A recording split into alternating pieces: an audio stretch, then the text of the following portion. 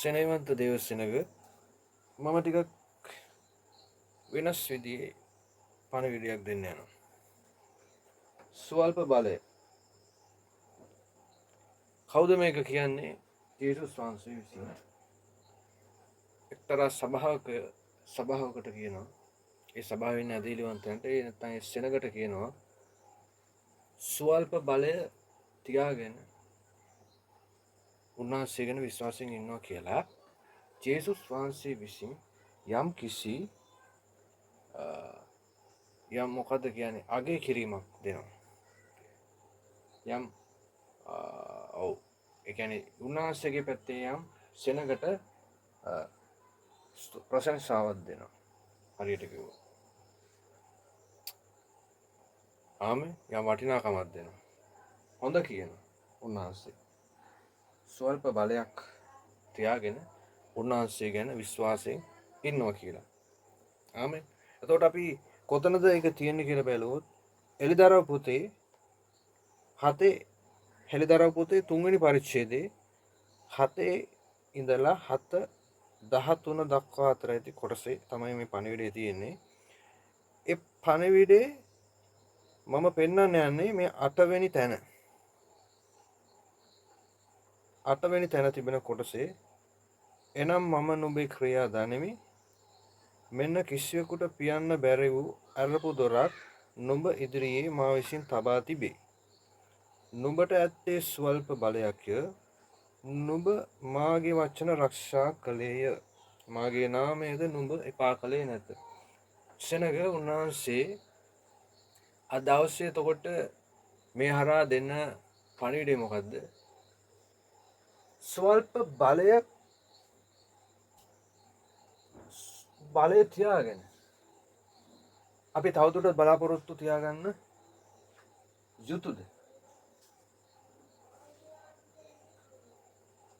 ආමෙන්. ස්වල්පයට අපි කොච්චර කල් විශ්වාසවන්තව ඉන්න ඕනද? ස්වල්ප බලයට. දැන් මොකද්ද මේ ස්වල්ප බලය කියන්නේ? අපිට තිබෙන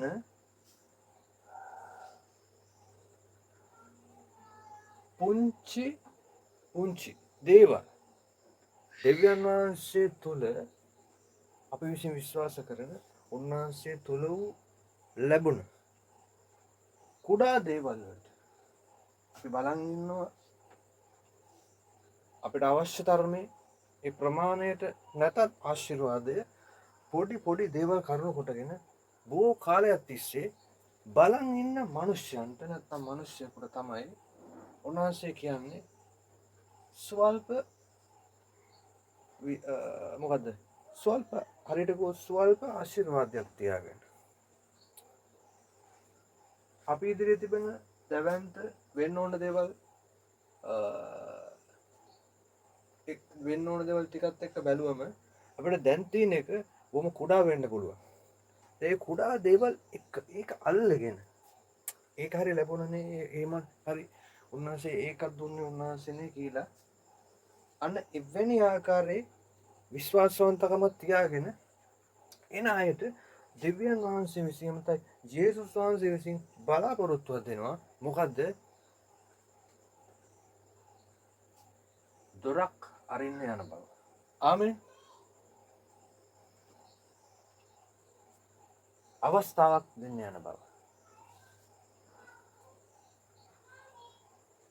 ආමෙන්. ප්‍රශංසා වේ. හැබැයි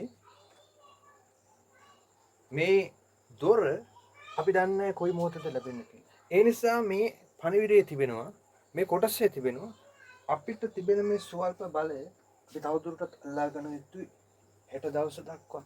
එහෙම නැත්නම් හෙට දවස කියන්නේ ඉදිරියටත්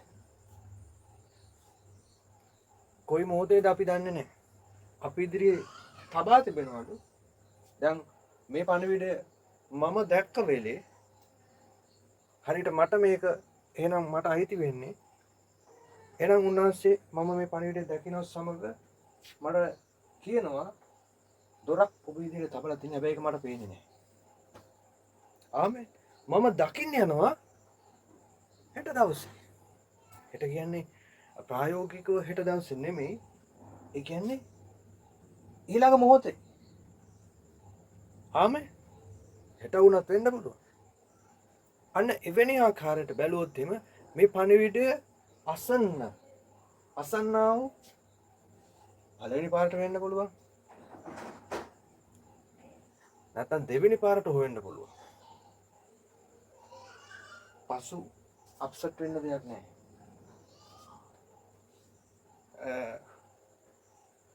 පසුගාමී වෙන්න දෙයක් නැහැ. නැවතත් ඔබට කියන්නේ මේ සුවල්පේ තමාට තිබෙන දැන් මේ විශ්වාසවන්තකම තබා ගන්න කියලා දිගටම. මොකද උන්වහන්සේ සමහර දේවල් දෙනවා කියලා මේ මාසේ කියලා ඊළඟ මාසෙදී දෙන්නේ නැහැ. ආයි නිශ්ශබ්ද ඉඳලා ආයි දෙවෙනි තුන්වෙනි මාසෙ වෙනකොට ආපහු කියන මම දෙනවා කියලා. ආබ්‍රාහතුමාගේ ලොකු කතාවක් තිබෙනවා. ඒ විදිහම. ඉතින් ඒ අනුව ගත්තම මේ ස්ථානයට අදාළ අද දවසේදී පණිවිඩයට අදාළ මේකෙන් අපිට ගන්න පුළුවන් දේ තමයි අපිට සිද්ධ වෙනවා අපිට දැන් තිබෙන සුවල්පයට විශ්වාසවන්ත වෙන්න දැඩි ලෙස. ආමෙන්. අපිට දැන් පේන්නේ නැති ඒ දොර දකින පිණිස ඊළඟ මොහොතේ දකින පිණිස අපිට සිද්ධ වෙනවා ඒ මොහොත වෙනකන් තව ටිකයි. ආමෙන්. විශ්වාස කරන්නේ නැහැ. ප්‍රශංසා වේවා. එනයි වචනේ මෙනෙහි කරන්න. අදවසේ පණිවිඩය ජේසුස් වහන්සේගේ නාමයෙන් අපි බාර අරගෙන අපි ඒ තුනට ඇතුල් වෙමු. ස්වාමීන් වහන්සේගේ කරුණාව ඔබ සමග වේවා. ජේසුස් වහන්සේගේ නාමයෙන්. ආමෙන්. ජේසුස් විටයි.